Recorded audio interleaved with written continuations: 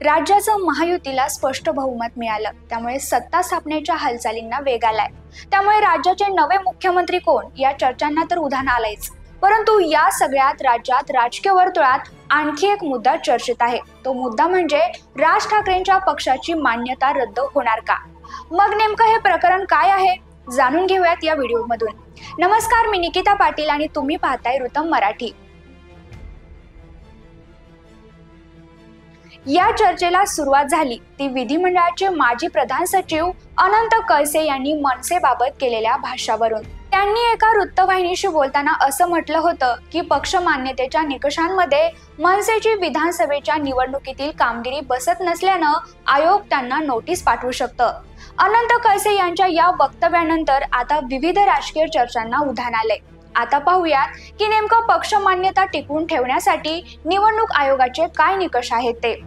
पहिला निकष म्हणजे विधानसभेच्या निवडणुकीत पक्षाला एकूण मतदानाच्या किमान 8% मतदान आणि 1 आमदार, किंवा 2 जागा आणि 6% मतदान, किंवा 3% मतदान आणि 3 आमदार यांपैकी एक निकष पूर्ण करावा लागतो। आता या निकषांनुसार मनसेची तुलना करायची झाल्यास या विधानसभेला मनसेचा एकही उमेदवार निवडून आलेला नाही। तसंच मनसेला एकूण मतदानाच्या केवळ 1.8% मतं मिळाली आहेत। त्यामुळे मनसेच्या मान्यतेवर आता प्रश्नचिन्ह निर्माण झाला आहे। विशेष म्हणजे यावेळी मनसेच्या जवळपास 25 आमदारांना 1000हून कमी मतं मिळाली आहेत। त्यामुळे मनसेची मान्यता जाण्याची दाट शक्यता आहे, अशी चर्चा राजकीय वर्तुळात रंगली आहे। आता सर्वात महत्त्वाचा मुद्दा येतो तो म्हणजे राज ठाकरेंच्या मनसेची मान्यता गेली तर काय होईल। तर मान्यता गेल्यास निवडणूक आयोगाकडून त्यांना जे इंजिन चिन्ह देण्यात आलं आहे ते त्यांना यापुढे वापरता येणार नाही, म्हणजेच पक्ष चिन्ह हातातून जाण्याची शक्यता आहे। असं झाल्यास ठाकरेंना दुसरं चिन्ह वापरावं लागेल। परंतु असं असलं तरी पक्षाची मान्यता गेल्यावरही पक्षाचं नाव मात्र कायम ठेवता येतं, केवळ चिन्हावर पक्षाला दावा करता येत नाही इतकंच। एकंदरीत गेल्या काही वर्षापासून सुरू असलेला मनसेचा उतरता क्रम तसाच सुरू असल्याचं चित्र आहे। कारण 2009च्या विधानसभेला मनसेचे 13 आमदार निवडून आले होते आणि 5.78% मतं मिळाली होती। 2014 मध्ये मनसेला 3.15% मतं मिळाली होती आणि 1 आमदार निवडून आला होता। तर 2019च्या विधानसभेला 2.25% मतं आणि 1 आमदार निवडून आला होता। मात्र यंदा मनसेला केवळ 1.8% मतं मिळाली आहेत आणि एकही आमदार निवडून आलेला नाही। आता मनसेला ही उतरती काळ लागण्याचं कारण स्वतःच राज ठाकरे असल्याचं म्हटलं जाते।